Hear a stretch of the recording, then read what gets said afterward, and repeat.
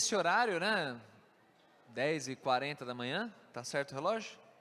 10h35, tá errado lá. Eu estava, nesse instante, há 9 anos, eu estava num quarto de hospital, sendo acordado por aquelas intervenções das técnicas de enfermagem que entram para cuidar do bebê que tinha acabado de nascer, que era minha filha Estela. E hoje, 9 anos depois, nesse mesmo horário, eu estou aqui tendo o privilégio de dar uma aula de Bíblia e de ter minha filha de 9 anos, que já conhece o Senhor, já batizada, desenhando a pregação, participando da igreja. Então isso é história da graça de Deus na minha vida, e eu sou muito grato, motivo de muita felicidade. O pastor Darcy adiantou que a aula vai ser sobre salvação. Nós chamamos na teologia isso de soteriologia, que é a doutrina da salvação. E esse testemunho breve que eu estou dando é de como a salvação, muito mais do que teórica, muito mais do que algum conceito da palavra, que a gente vai ver hoje, mas ela é prática, ela alcança o nosso coração, ela alcança o nosso íntimo e alcança a minha família. Então eu sou muito grato a Deus, louvo ao Senhor, uma delícia dar uma aula assim nessa manhã. Então eu quero orar mais uma vez, agradecendo a Deus, pedindo por esse nosso tempo juntos. Muito obrigado, Senhor, pela Tua igreja aqui reunida, Senhor, muito obrigado. Obrigado pela vida de cada família, cada irmão e irmã que começou esse novo ano com o coração muito disposto a andar contigo, a Te conhecer, a crescer na Tua graça. Nos dá, Senhor, por favor, sempre um coração sedento da Tua palavra, humilde, disposto a aprender, a crescer. Nos conduz em amor, Senhor, e quebra o nosso coração dia após dia. Eu te peço isso em nome de Jesus. Amém. O pastor Darcy adiantou que a aula vai ser sobre salvação, como nós temos falado aqui, só que tem um tempero especial, uma ênfase especial nessas aulas do mês de janeiro sobre salvação. O nome desse módulo, o nome que o pastor Adarley e a coordenação da escola bíblica, irmão Renato, irmão Nena, pensaram, o nome que o pastor Adarley passou para nós é salvação inabalável. E a ideia, ao se abordar salvação inabalável, é focar especialmente numa subdoutrina dentro da doutrina da salvação, que é a doutrina da preservação da salvação, a segurança da salvação. Em outras palavras, é a certeza que nós temos de que a salvação não se perde, que a salvação é um dom que Deus nos dá e que é permanente porque vem da mão dele e é graça dele. Então hoje, a proposta da aula de hoje é abordar assim, noções gerais, uma introdução à doutrina da salvação, focando nessa ideia da preservação da salvação. Então nós vamos ver especialmente 3 textos hoje, e eu vou fazer comentários teológicos em cima, e lembre, irmãos, não é pregação, é aula, então vocês têm total liberdade de levantarem a mão, perguntarem, dentro do tema a gente vai trabalhando, se for uma pergunta que aborda outro tema, eu vou com jeitinho indo pela tangente, para conseguir continuar dentro do tema, então, mas os irmãos são muito bem-vindos, é uma aula, é algo participativo, tá? Então abram comigo, por favor, dito tudo isto, no livro de Tito, capítulo 3, eu quero usar o texto de Tito 3 como partida. Enquanto os irmãos abrem, Tito 3, então hoje nós vamos ver 3 textos para fundamentar a base da doutrina da salvação. Ao longo do mês nós vamos ver outros textos com os demais professores e textos difíceis, inclusive dentro desse tema de segurança da salvação, então se segurem aí que vai ser bênção. Então Tito 3, nós vamos ler do versículo 3 até o versículo 8, Tito 3, 3 a 8, eu poderia ter escolhido um outro texto para falar da salvação como um todo, mas eu escolhi esse de Tito porque ele é um pouco menos conhecido e é bom a gente ter fluência em outras passagens da Escritura. Eu quero pedir para alguém que se voluntaria a ler no microfone aqui, para não ficar só eu falando, né? Você lê, Augusto? Então, por gentileza, Augusto, vem para cá. Mais do que leu, Augusto veio, isso aí, Augusto, coragem, vem aqui na frente, vai lá, Augusto. Em Tito capítulo 3, versículo 3, diz assim: porque também nós éramos, noutro tempo, insensatos, desobedientes, extraviados, servindo a várias concupiscências e deleites, vivendo em malícia e inveja, odiosos, odiando-nos uns aos outros.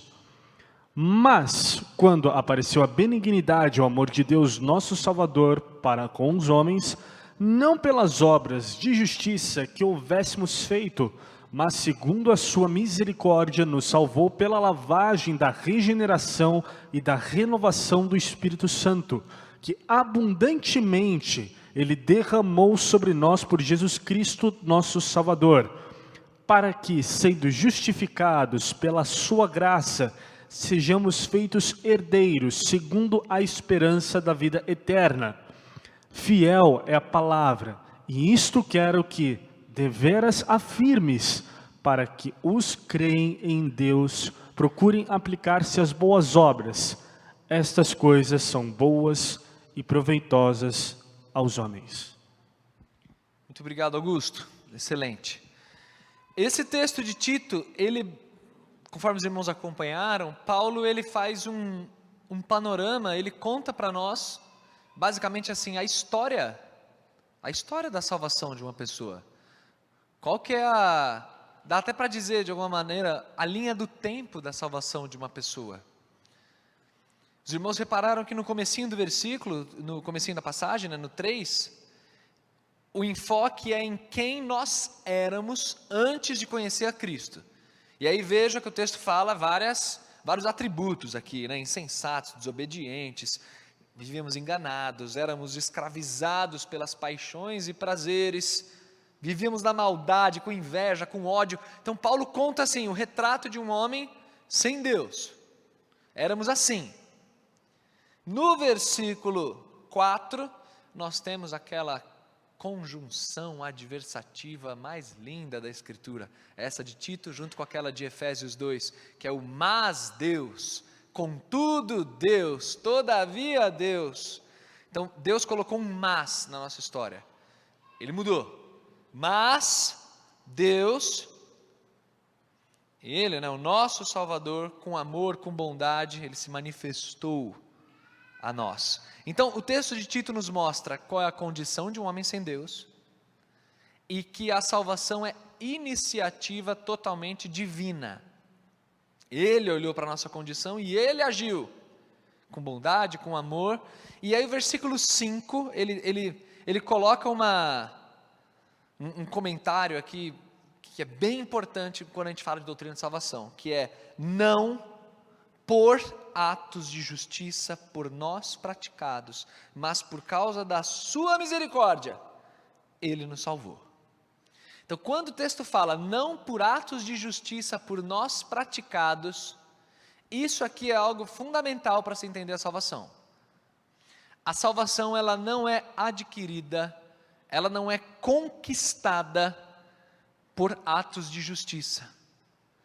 Se você sair e perguntar para diversas pessoas aleatórias da rua, do trabalho, da família, olha, aquelas perguntas clássicas sobre salvação, para quem já conheceu, por exemplo, o evangelismo explosivo, que é um método de pregar a salvação, aquela pergunta clássica do evangelismo explosivo: se você morrer hoje, você tem certeza de que você estará com Deus no céu? Se você fizer essa pergunta, a maioria das pessoas vai gaguejar. Aí fora, pessoas lá fora que não conhecem a Deus, a maioria das pessoas vai gaguejar. Não, veja bem, certeza? Não, certeza não tem como a gente ter. Veja bem, olha lá, a pessoa vai dar uma estremecida. Como é que eu vou ter certeza? Mas pode acontecer a raridade de alguém dizer que tem certeza. Não, eu tenho certeza. Estou falando de pessoas que não conhecem a Deus, tá? Quem conhece a Cristo tem certeza absoluta de que vai estar com Ele no céu, né? Mas, continuando minha ilustração aqui, alguém pode até falar, não, eu tenho certeza. Aí você faz uma segunda pergunta. Tá, então você tem certeza que você vai estar com Deus no céu. Então vamos supor que você morresse hoje, e você chegasse à presença de Deus, e vamos supor, hipoteticamente, que Deus perguntasse assim: por que eu deveria deixar você passar a eternidade comigo? Por que você deveria viver no céu comigo? Que resposta você daria? E aí, a maioria das pessoas vai responder algo na linha de méritos humanos, de boas obras, de atos de justiça. A maioria das pessoas vai responder algo nessa linha. Não, eu diria para Deus assim: olha, eu sempre tentei ser uma boa pessoa, eu sempre tentei ajudar meu próximo, quando eu via as pessoas em dificuldade eu amparava, eu estendia a minha mão, eu sempre tentei ser o melhor ser humano possível. Eu tenho meus erros, todos nós temos nossos erros, né? Mas eu acredito que Deus, olhando, pesando na balança, Ele vai me admitir no céu. A maioria das pessoas responderia algo assim, algo nessa linha. Tentei ser uma boa pessoa, quem nunca erra. E é fato, irmãos, que a palavra de Deus, ela é explícita ao dizer: não por atos de justiça por nós praticados. E por que isso? Eu não vou me estender muito nesse tópico, porque todo irmão e irmã que já conhece a Cristo, que já é salvo, entende disso que eu estou falando. Mas por que não é por ato de justiça?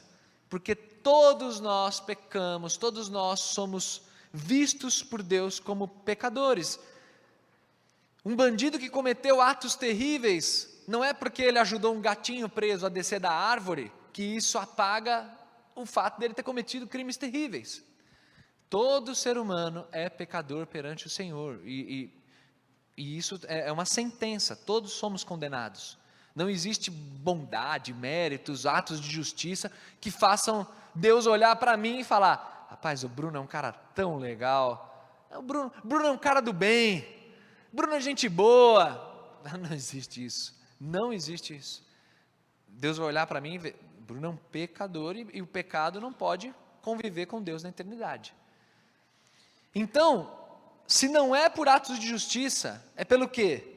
É pela misericórdia de Deus, é o que diz o versículo 5. Na linguagem de Efésios 2, é a graça de Deus, não por obras para que ninguém se glorie. Deus teve misericórdia e Ele mesmo tomou a iniciativa de nos lavar, regenerar, renovar pelo Espírito Santo. É o versículo 5 aí, ó. Verso 6, que Ele derramou sobre nós generosamente, por meio de Jesus Cristo, nosso Salvador. Então Deus tomou a iniciativa da salvação, viu a gente na miséria, Ele tomou a iniciativa e Ele fez tudo o que era necessário para que nós fôssemos salvos. E o que é este tudo que era necessário? Cristo, o Cordeiro perfeito, morrer na cruz por mim e por você.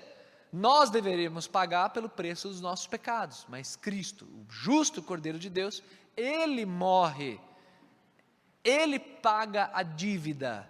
É por isso que Paulo fala, por meio de Jesus Cristo, nosso Salvador. Verso 7, Ele o fez a fim de que, justificados pela sua graça. Essa palavrinha justificação, eu vou explicar um pouquinho mais daqui a pouquinho, mas justificação é declarar justo. Então Paulo está dizendo que Deus nos declara justo por graça, é presente dele, é graça, não é mérito humano, não é o Bruno tentando chegar a Deus pelos meus atos de justiça, não. É Deus olhando Bruno e falando: você é um pecador, perverso, sem vergonha, safado, pecador. Mas, por meio de Cristo, por graça, eu declaro você justo, porque agora, ao invés de olhar os pecados do Bruno, eu olho Cristo. E o que Cristo fez representando o Bruno, Cristo pagou a dívida do Bruno, Cristo ressuscitou, Cristo, só Cristo. Então, é assim que justificados, então agora eu sou declarado justo, nós nos tornamos herdeiro e temos esperança da vida eterna. É só então no versículo 8, que é o último da passagem, que você vê Paulo falar sobre as boas obras. E o que ele fala sobre as boas obras? Que aqueles que creem em Deus se empenhem na prática de boas obras. Ou seja, alguém pode criar uma objeção. Paulo lida muito com isso no livro de Romanos, que o pastor Darcy até expôs aqui. Alguém pode falar assim: se eu não preciso ser bonzinho para ser salvo, não preciso fazer nada, então é muito fácil esse negócio de salvação, eu posso fazer o que eu quiser, eu posso ser o que eu quiser, e aí depois eu vou lá, falo que eu sou salvo, e não preciso viver, não preciso ser justo, não preciso ter uma vida com Deus. Aí é a hora que a gente fala, calma meu jovem, senta aqui, calma. As boas obras, elas são muito importantes, como Paulo diz aqui em Tito e diz lá em Efésios, nós fomos criados para viver em boas obras, para viver a vontade de Deus. Agora, o pulo do gato é, as boas obras não são o que fazem alguém ser salvo. As boas obras não levam alguém até a salvação. As boas obras são o resultado natural. ênfase no natural, não automático, é natural. Não é de uma noite para o dia, mas é o resultado natural da salvação. Quando alguém conhece de verdade a Deus, ele não vai só, eu vou lá dizer que eu conheço a Deus. Não é dizer que eu conheço a Deus. Quando alguém crê em Cristo, ele vai ter a sua vida transformada dia após dia, ele vai se empenhar nas práticas de boas obras, o coração dele vai querer isso, porque ele quer honrar a Deus, ele quer agradecer ao Senhor, ele foi transformado. Então as boas obras, elas seguem a salvação, as boas obras não levam à salvação. Então, feita essa leitura e essa introdução geral aqui, eu quero apresentar para os irmãos, de maneira didática, é meio raro eu ser didático assim, mas hoje eu vou ser bem didático, os 3 P's, dos quais nós somos libertos na salvação. 3 P's, 3 palavrinhas que começam com a letra P, e cada uma delas está num momento temporal. Os irmãos repararam que nesse texto de Tito, Paulo fala de coisas lá do passado, aí diz que agora nós temos esperança de vida eterna, falando do presente, e aí ele diz que é para todo mundo se empenhar na prática de boas obras, olhando inclusive para os dias futuros, os dias que se seguirão, é para a gente viver com Deus. Então pensa nessa ideia de passado, presente e futuro. Vou colocar o passado na esquerda de vocês. Olha que habilidade que eu tenho, eu estou invertendo esquerda e direita assim, na hora, porque para mim é direita aqui, né? Mas a esquerda de vocês, no centro é o presente, e aqui na direita é o futuro, tá? Então, passado, presente e futuro. 3 P's, dos quais nós somos libertos quando somos salvos. O primeiro P, ele está no passado, ele está aqui. Nós somos libertos, ou melhor, nós fomos libertos em Cristo da pena do pecado. Existia uma sentença, uma pena sobre cada indivíduo que está distante de Deus. Qual que é a pena? Você viverá eternamente longe de Deus, irá para o inferno, você é injusto, você é ímpio, a ira de Deus pesa sobre aqueles que vivem na desobediência. Todos nós, antes de conhecermos a Cristo. Nós fomos libertos dessa pena. A pena, pensa em algo realmente forense, é jurídico. Paulo, ele está escrevendo num contexto em que Roma é o império, o direito romano já era conhecido, e Paulo usa a linguagem forense, aí para os advogados aqui presentes. Então nós fomos libertos da pena do pecado. O nome que nós damos para isso na teologia é justificação, que é a palavrinha que Paulo usou ali no texto de Tito. O que é justificação? Justificação é Deus olhando para o Bruno e por causa do que Cristo fez na cruz, ele declara o Bruno justo. Por quê? Por causa de Cristo. Isso é justificação. Isso aconteceu num momento pontual do passado. Cristo morreu na cruz e aquilo foi suficiente para todos que viriam depois da cruz, para todos que vieram antes da cruz. Ele declarou justo aqueles que creem em Cristo. Passou. Já fomos salvos da pena do pecado. Só que, irmãos, ao mesmo tempo que nós já fomos salvos, e que você pode declarar assim, eu já fui salvo, eu já sou salvo, é fato que todos os efeitos da salvação ainda não se realizaram por completo na minha vida e na sua.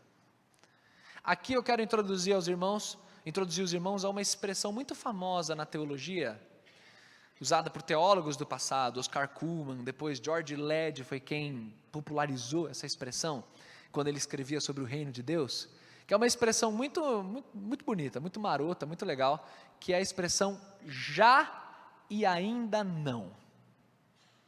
Essa expressão é usada na teologia para descrever o reino de Deus. Por exemplo, o reino de Deus, ele já veio em Cristo, o rei esteve entre nós, ele inaugurou o reino, ele transforma pessoas, expulsa demônios, o poder do reino é visível, o reino de Deus já está aqui entre nós. Ao mesmo tempo que o reino de Deus já veio, porém, ele ainda não veio. Em que sentido ele ainda não veio? Ele ainda não veio em sua plenitude, ele ainda não veio do ponto de vista final, escatológico, dos últimos dias, a consumação de todas as coisas. Então essa expressãozinha já e ainda não, que nós usamos para o reino de Deus, nós podemos usar também para a doutrina da salvação. Por exemplo, não é heresia você dizer algo do tipo: eu já fui salvo, mas eu ainda estou sendo salvo e eu ainda serei salvo. Vamos explicar isso. Você já foi salvo, você já foi liberto da pena do pecado, acabou. Crê em Cristo, não tem mais culpa sobre você, passou. Porém, no presente, eu ainda lido com o poder do pecado. E eu sou liberto dia após dia do poder do pecado. O nome que nós damos para isso é santificação. E o ponto, irmãos, é que a doutrina da santificação, ela está debaixo do guarda-chuva da doutrina da salvação. A santificação é a salvação tendo efeito no presente, na sua vida diária. É você se tornar a cada dia aquilo que Deus já declarou que você é. Vou repetir. É você se tornar dia após dia aquilo que Deus já declarou que você é. Deus já te declarou justo no passado, em Cristo. Você já foi justificado. Só que isso não é um piscar de olhos. Eu agora, no presente, dia após dia, eu lido com lutas contra o pecado, com tentações, com pensamentos intrusivos, com decisões erradas, com desejos que eu não queria lidar. Eu estou aqui preso à minha carne. Eu lembro num seminário que eu dava aula, que eu tinha alguns alunos que eram resgatados da Cracolândia e fizeram parte da Cristolândia, e tinha um em especial que era uma bênção, um rapaz muito de Deus, e um dia nós estávamos conversando pastoralmente, e ele estava ele estava confidenciando a mim lutas que ele tem na área sexual, dificuldades que ele tinha, e ele veio do contexto do crack das ruas. E aí no meio dessa conversa eu perguntei para ele assim: fulano, não sei se você vai conseguir medir para mim, mas o que você acha pior? Eu perguntei para ele. Você acha pior o vício do crack, do qual você foi resgatado, ou a imoralidade sexual? O que você acha pior? Eu confesso que eu fiquei muito surpreso, porque ele não pensou meio segundo. Eu terminei a pergunta, ele falou assim: imoralidade sexual. Pior. Aí eu falei: é sério? Mas você veio das ruas, do crack. Ele falou: pastor, o raciocínio é muito simples. O crack é um negócio que tomou conta da minha vida, um vício muito difícil. O prazer que eu sentia usando o crack era algo assim inimaginável. Porém, pastor, o crack é uma substância. Ele era muito cabeça, ele falou assim: era uma substância fora do meu corpo, que esteve no meu corpo por um tempo, me viciou, mas com todo o processo de salvação e depois de reabilitação, acabou, o crack está fora. Mas pastor, a imoralidade, ele fez assim para mim: está aqui, não sai, não é uma substância fora, está aqui. Irmãos, isso é a luta da santificação. Você já foi declarado justo, mas você ainda lida com os efeitos da natureza pecaminosa. Seu corpo ainda não foi transformado. Então, dia após dia, você luta contra o pecado em suas diversas facetas.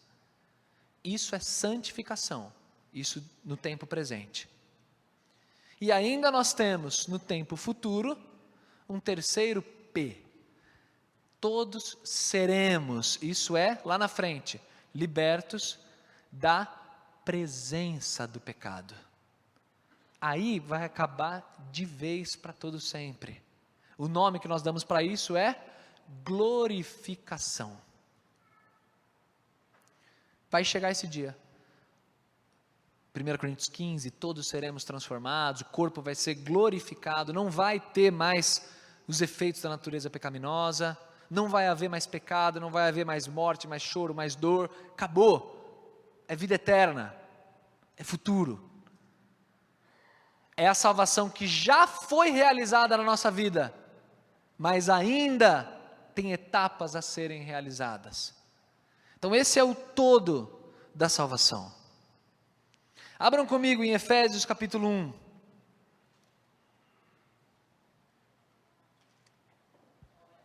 Efésios 1.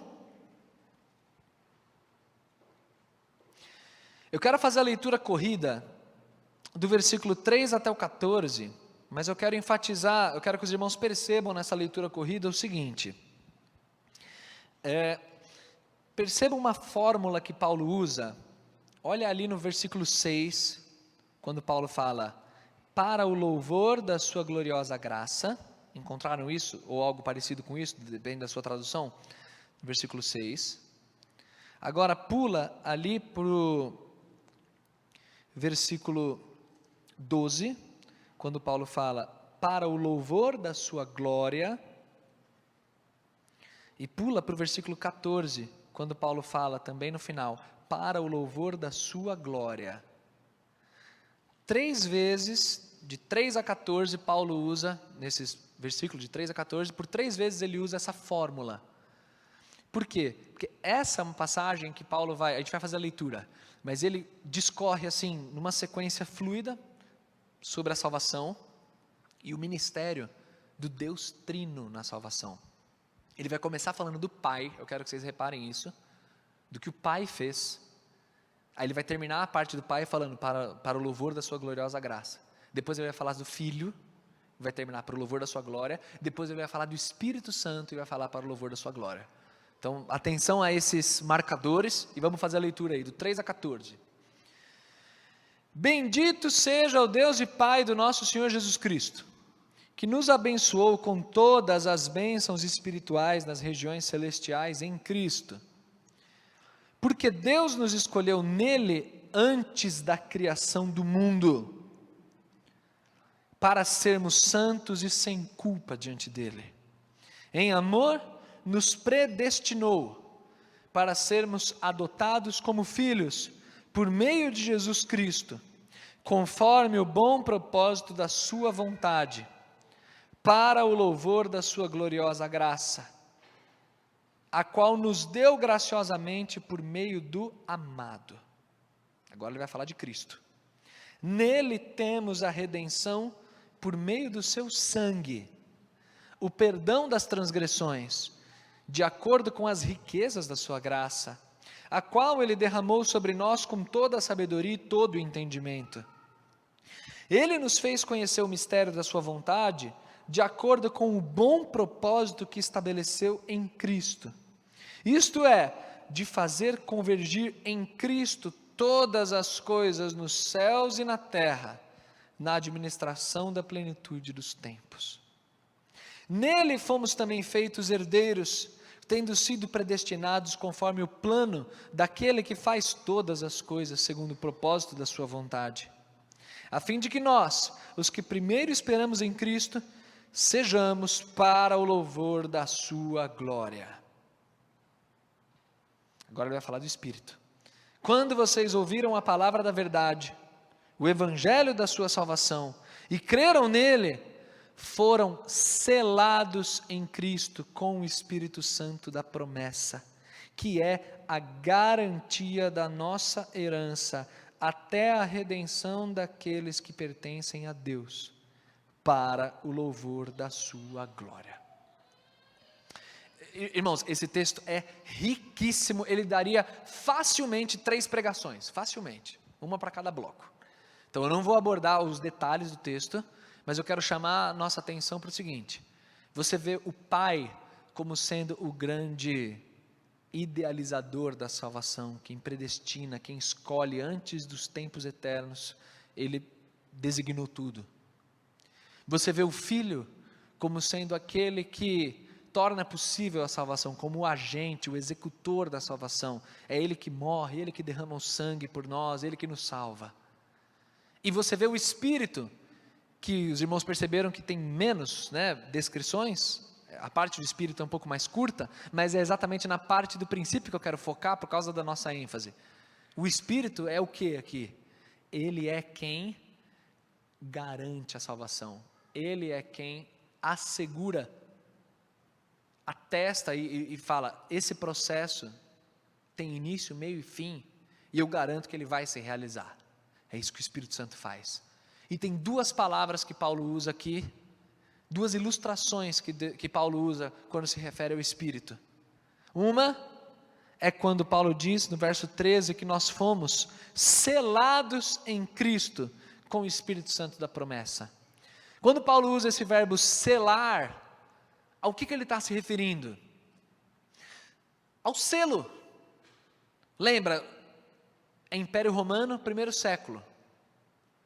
Existia uma tecnologia de ponta no 1º século chamada anel de selar. Ele era quase uma coisa touch, assim, sabe, igual você faz na tela, assim. Era um anel. Você ia lá, já deve ter visto em algum filme, alguma coisa, ia lá e selava, terminava uma correspondência, fechava o envelope, selava lá o envelope. O que o selo? Pensa numa correspondência de um governador romano para alguma outra localidade. Fechou, imagina na sua cabeça a cena do filme, o cara escreve, fecha o envelope e sela. O que simboliza esse selo? Pelo menos 2 coisas. A primeira, é algo que está lacrado. Lacrado por quem? Pelo dono do selo. E ele só poderá ser aberto quando chegar ao destino que o dono do selo marcou. Só quem de direito que pode abrir, não é qualquer um. Então o selo mostra 2 coisas. Primeira, está lacrado, e a segunda, a identificação é muito clara. Quando a pessoa olha aquela correspondência imperial, vê aquele selo, opa, esse aqui é de um procurador romano, esse aqui é de um governador, esse aqui é de uma autoridade, não posso violar. Então, o que Deus está dizendo é que o Espírito Santo, Ele nos selou, a marca do Espírito Santo em nós, a identificação do Espírito Santo. O fato de o Espírito Santo ser dado à igreja é o selo. Nós estamos lacrados pelo Espírito Santo e identificados no Espírito Santo. Só que não satisfeito com essa ilustração, Paulo ainda usa outra. E no versículo 14 ele fala que o Espírito é a garantia da nossa herança. Eu estou na nova versão internacional, traz garantia. As versões mais antigas usam uma palavra que é muito boa, porque até traz aquele peso do juridiquês. Porque Paulo é uma ilustração jurídica, que é a palavra penhor. Ele é o penhor da nossa herança. O Espírito Santo é o penhor da nossa herança. Gente, o que é penhor? Eu não sou advogado, não sou jurista. Aqui tem advogados, eu não vou franquear a palavra por causa do tempo. Mas eu vou explicar, se eu falar alguma coisa errada do ponto de vista jurídico, algum advogado vai lá e me ajuda. Mas eu vou trazer do ponto de vista mais prático. O que é um penhor? Tem histórias bíblicas que nos mostram o que é penhor, né? É uma garantia, é algo que você deixa como garantia, um bem, alguma coisa sua, um sinal, algo como garantia de que o pagamento será realizado, que aquilo vai ser finalizado. Isso é penhor. Já aconteceu comigo, para minha vergonha, eu sou muito esquecido, eu ter que em tempos anteriores à coisa tecnológica, celular pagando e tal, eu estar no mercado, não sei se já aconteceu com algum descabeçado como eu, de estar no mercado, chegou na hora do pagamento, era mercadinho de bairro, assim, na hora de pagar, cadê minha carteira? O cartão, esqueci o cartão, agora eu vou pagar como? Não tinha Pix, não tinha celular, tinha nada, a compra feita. Aí este servo começa a clamar: moça, pelo amor de Deus, eu sou um cidadão de bem, eu pago meus impostos, eu esqueci meu cartão. Senhor, mas não pode levar as compras, você fez todas essas compras, tal. Falou: moça, eu vou voltar para pagar. Vamos fazer o seguinte. Aí eu tirei meu documento.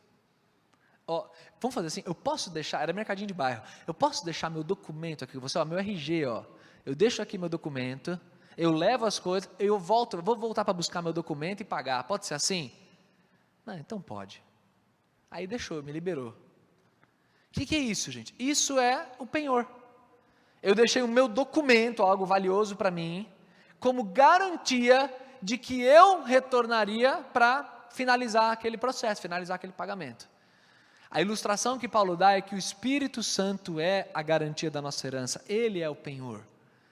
Deus deixou o Espírito dele em nós como garantia de que a salvação será até a última gota realizada.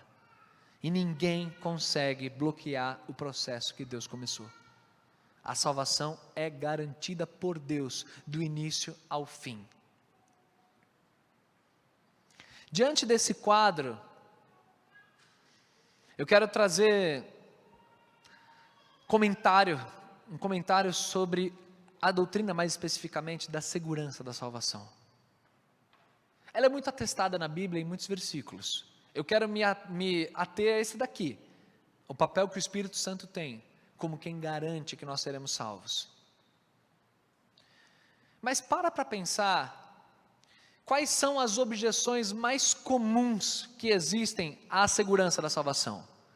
Qual que é o argumento que normalmente as pessoas usam para falar que a salvação ela não é garantida por Deus? Normalmente, os argumentos colocam o centro no homem. É algo mais ou menos dessa linha.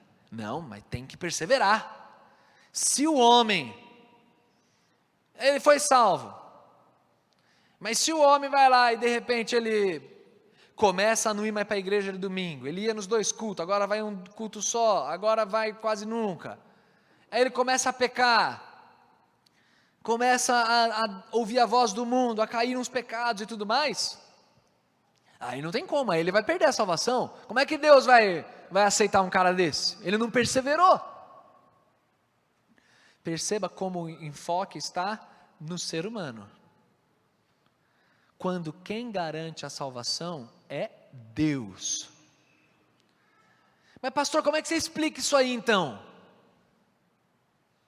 O cara vai lá, eu tenho um primo, irmãos, se eu abrir o microfone aqui, eu tenho certeza que 98,3% da audiência aqui tem a história de um primo, de um tio, de um irmão, de um amigo de infância, de um papagaio, de alguém que era firme com Deus, na igreja, ministérios e tudo mais, e você vai me contar uma história tenebrosa. Eu tenho várias, eu sou pastor, meu arsenal é grande, tenho várias, de gente que assim, todo mundo olhava e falava, era um pastor, tem história até de pastor. Como é que você explica isso então? Esse cara vai ser salvo? Calma. A aula de hoje é a introdução. Os problemas eu deixo para o pastor Darcy, ele que vai lidar com isso. Mas, não, eu vou só fazer uma pincelada rápida.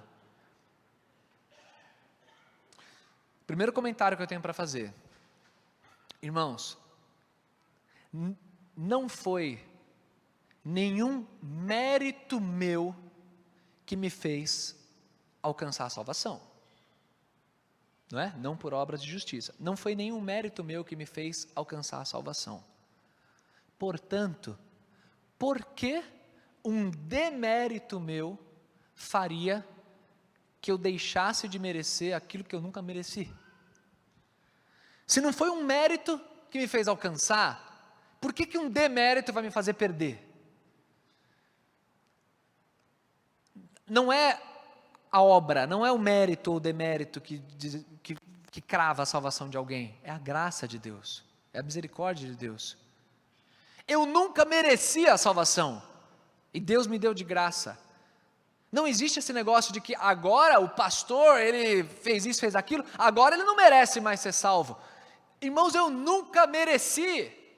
Se eu nunca mereci, não tem algo que eu vou fazer lá na frente que vai me fazer deixar de merecer aquilo que eu nunca mereci. Não faz sentido. Se ficou confuso para os irmãos, faz parte. Mas eu nunca mereci. Não é algo que eu vou fazer que vai me fazer deixar de merecer o que eu nunca mereci. E para a maioria dessas histórias que nós temos, esse é um segundo comentário que eu quero fazer.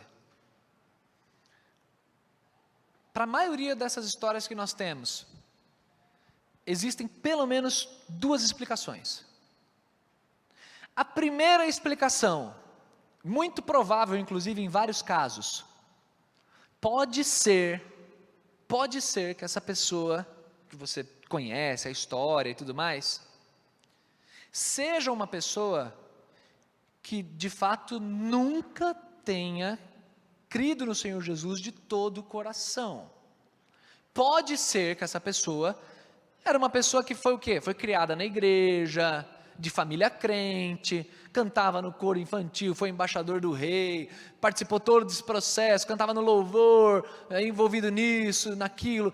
Era alguém que era muito acostumado à dinâmica da igreja, mas nunca conheceu o Senhor Jesus de fato. Na linguagem do apóstolo João, estava entre nós, mas não era dos nossos. João fala isso na sua epístola. Pode ser que essa sua história, vários nomes e casos que você tenha, talvez se enquadre nisso. Aí você fica, pastor, não é possível, sério, aquela pessoa talvez nunca tenha acreditado de coração no Senhor. Então guarda essa possibilidade, pode ser que seja isso.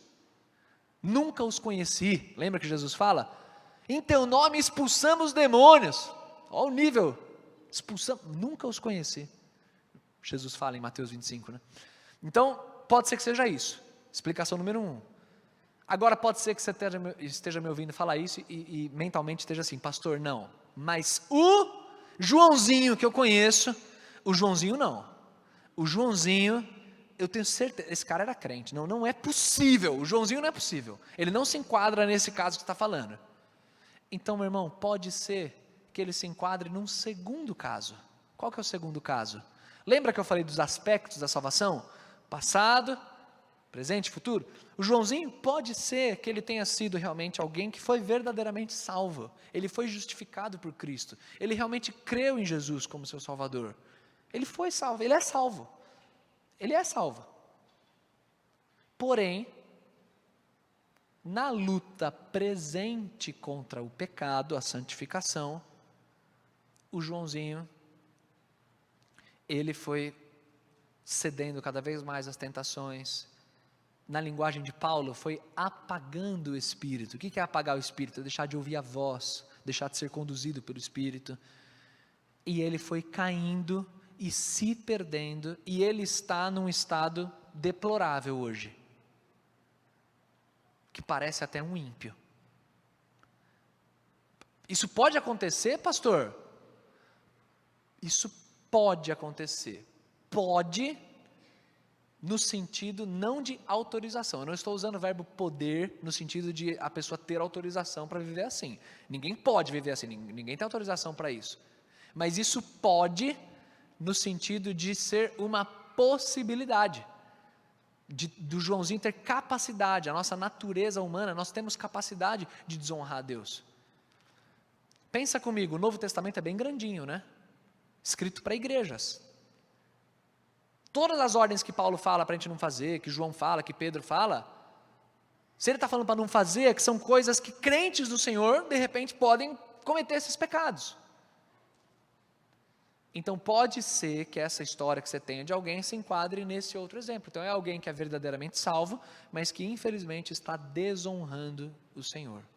E isso é muito triste. Tem que orar por essa pessoa, tem que falar do evangelho para essa pessoa, lutar por essa pessoa. Mas, enfim, isso às vezes acontece e é triste. Agora, para finalizar a minha parte e cumprir o horário, eu quero ler só mais um texto. Eu disse que eu leria 3. Eu quero ler o texto de Romanos 8.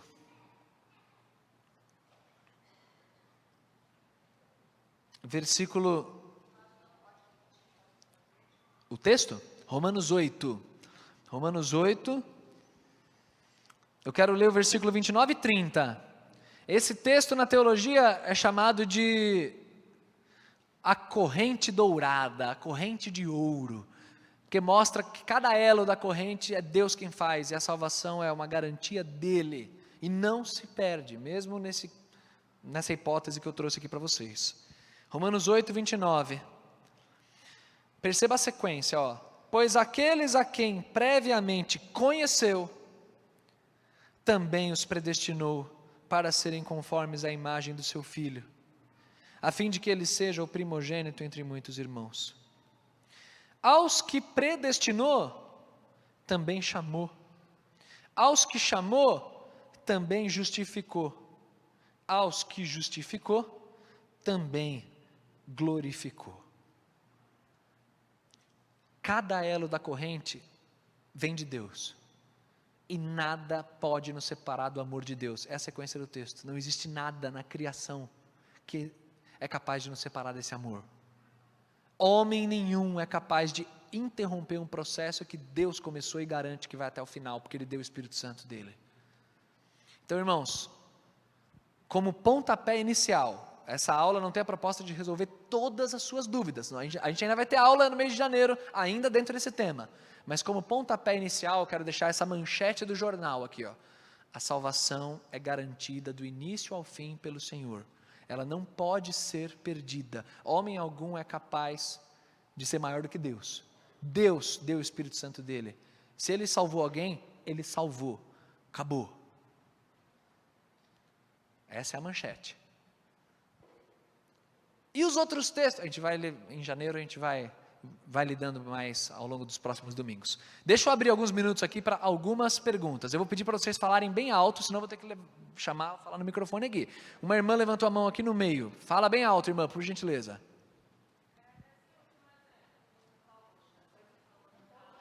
Acho que vai precisar do microfone. O pastor vai levar.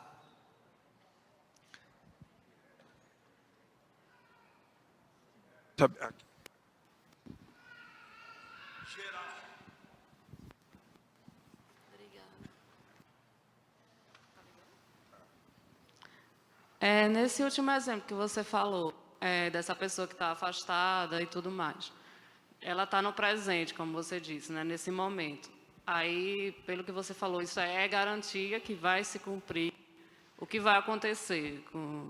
Porque eu creio, né, que a salvação é pela graça, mas a gente pode rejeitar, não pode? É assim, irmã. A salvação é pela graça. E uma vez que você já é salvo, não tem mais retorno. Deus garante esse processo. Essa etapa da rejeição, que a irmã está colocando, ela é antes de alguém conhecer a Cristo. Nós rejeitávamos a Cristo. Quando Cristo nos alcança e nós fomos transformados, o processo da salvação ele iniciou e ele vai até o final. Nesse caso, falando hipoteticamente, o que pode acontecer com essa pessoa? Supondo que ele seja realmente salvo, mas está vivendo uma vida de pecado. O que acontece? A disciplina do Senhor acontece, a mão de Deus pesa. Essa pessoa, irmã, ela perde muita coisa. Ela perde a comunhão com Deus no presente. Ela perde o relacionamento diário com Deus. Ela perde as bênçãos de Deus no presente. É a mão de Deus pesando sobre ela, porque ela está vivendo em pecado. Está fazendo escolhas erradas. Ela pode inclusive ser disciplinada até com a morte física. Deus pode chegar ao ponto de cortar essa pessoa de circulação. Ela chega. Ela perde muita coisa, mas ela não perde a salvação. Ela vai passar a eternidade com o Senhor. A salvação ela não perde. Isso é versículo bíblico, doutrina bíblica. Ao lado, depois aqui. Ô pastor, então, como que o senhor vê a apostasia? É nesse sentido a apostasia. A gente vai lidar com textos ao longo de janeiro que vão falar mais especificamente sobre apostasia. Tem um clássico de Hebreus 6, por exemplo, né, a gente vai lidar no mês de janeiro. É coisa do pastor Darcy isso aí. A gente vai lidar. Mas a apostasia é basicamente isso. A apostasia é a rejeição de uma vida firme com o Senhor. Agora tem a apostasia de descrença, que nunca creem, estão afastados, mas nesse sentido de crentes apostatando, essa rejeição, vivendo no pecado e a mão de Deus pesando. Hebreus vai falar muito sobre isso.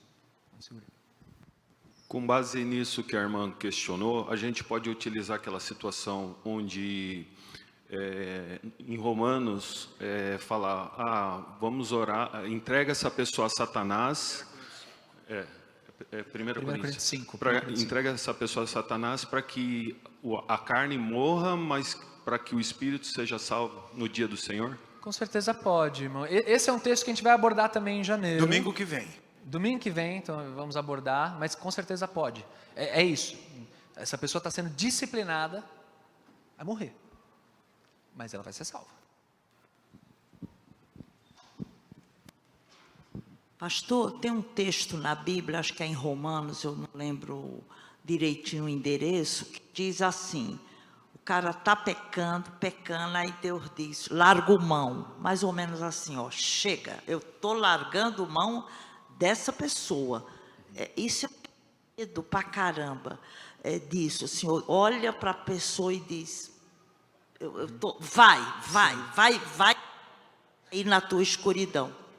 Irmã Idel, é que a irmã trouxe na tradução bíblica a linguagem cearense de amanhã, né? Aí tá mais difícil de identificar, mas provavelmente é o mesmo texto que o irmão colocou, que é entregando a Satanás, que é 1 Coríntios 5. Domingo que vem. O senhor vai ter trabalho domingo que vem, viu? Ó, a Priscila ali, pastor. Vou orar muito para o Espírito Santo para saber.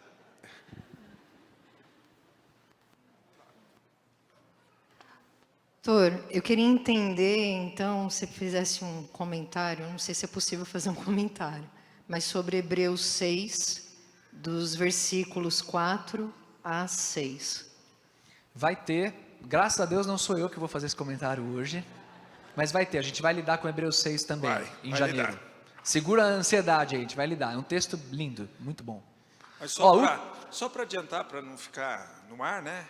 Existem duas posições. Uma que se fala que são crentes, que apostataram, outros falam que não são crentes, experimentaram. E aí é que quem vai abordar vai ter que responder.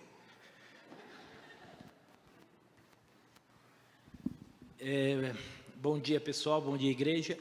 Pastor, dentro do que a irmã falou de resistir à salvação, nós escutamos muito falar sobre a graça irresistível e também a predestinação. Uma pergunta para ficar simples aqui: o nosso nome já estava na criação do mundo ou não? Uma resposta, sua pergunta foi simples e direta, então merece uma resposta simples e direta. Sim, nós lemos Efésios aqui. Antes da fundação do mundo, a gente acabou de ler Efésios 1. Nos predestinou, sim.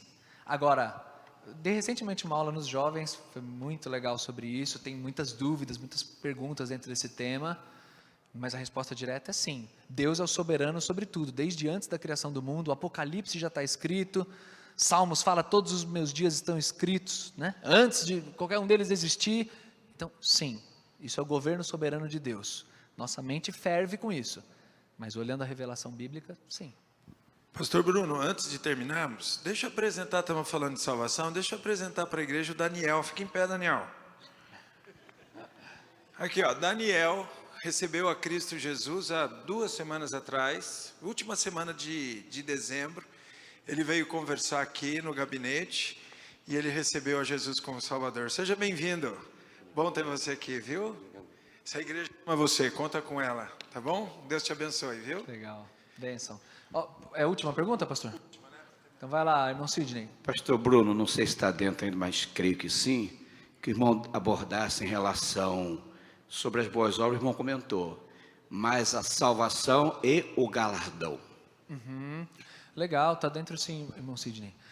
O galardão, a doutrina do galardão, ela merece também um tempo bem longo só para falar sobre isso, mas de maneira bem resumida e direta, o galardão são as bênçãos de Deus para aqueles que já creem, para aqueles que são salvos, para os salvos, diante da sua vida de piedade, de santificação, de honra. É a honra que Deus dá aos seus servos, presente de Deus, mas é para crentes. Então, galardão não tem a ver com a salvação no sentido de céu e inferno, né? Galardão é para crentes, para todos aqueles que já são salvos, são as bênçãos de Deus sobre eles. Isso é o galardão.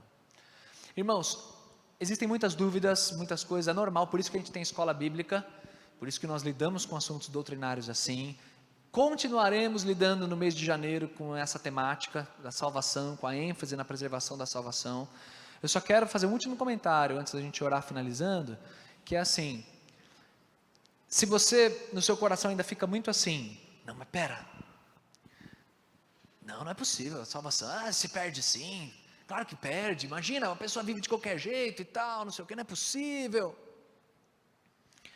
Lembre-se o seguinte: a nossa base é a palavra de Deus, é a Bíblia, muito mais do que argumentos lógicos, muito mais do que a nossa percepção de que isso faz sentido ou isso não faz sentido, são textos bíblicos, e os textos bíblicos em favor de que a salvação é um processo de Deus iniciado, do início ao fim, garantido por Ele, são muito evidentes, e não tem o que a gente fazer com esses textos bíblicos. As implicações de você afirmar, por exemplo, que a salvação se perde, são muitas. Por exemplo, se a salvação se perde, aí quais são os critérios?